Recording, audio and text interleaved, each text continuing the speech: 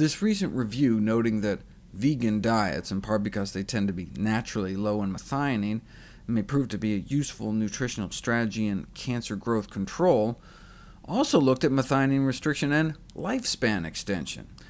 It seems that the less methionine there is in body tissues, the longer different animals tend to live. But what are the possible implications for humans?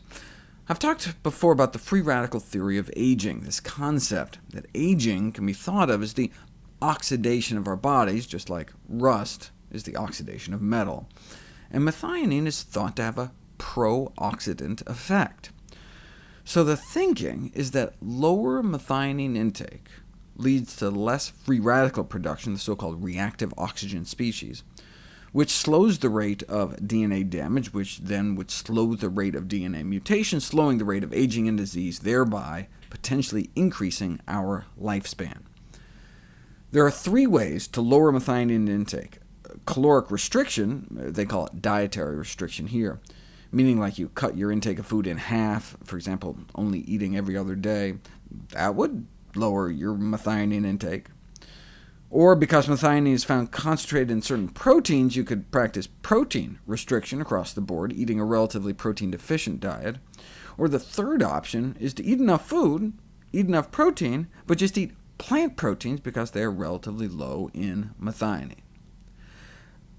Caloric restriction is hard because we walk around starving all the time. Something like every other day eating is never likely to gain much popularity as a pro-longevity strategy for humans, so it may be more feasible to achieve moderate methionine restriction in light of the fact that plant-based diets tend to be relatively low in this amino acid.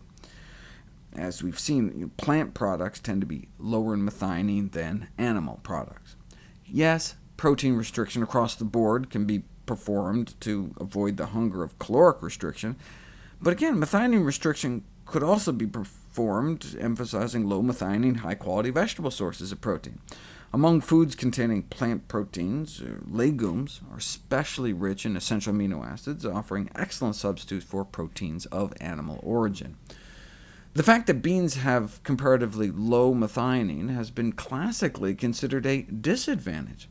But given the capacity of methionine restriction to decrease the rate of free radical generation in internal organs, to lower markers of chronic disease, and to increase maximum longevity, ironically converts such a quote-unquote disadvantage into a strong advantage, and fits well within the important role of beans in healthy diets like the traditional Mediterranean diet.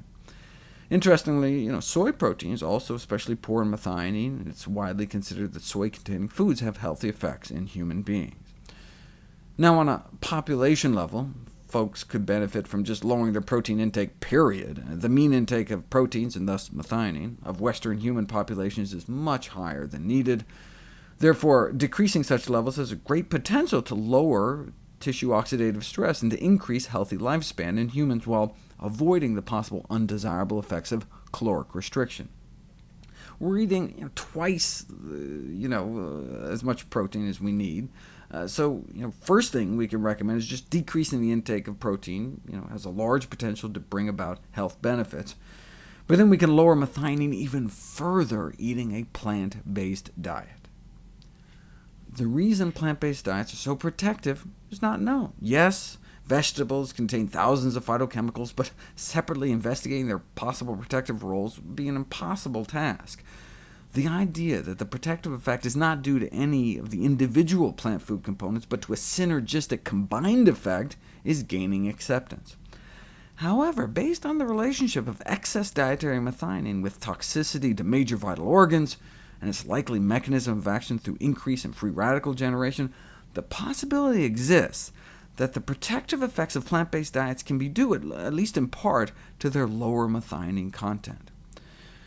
This is not a new idea. It was proposed back in 2009, but is only now gaining increasing acceptance in more mainstream scientific circles. The idea that low methionine content of vegan diets may make methionine restriction feasible as a life extension strategy.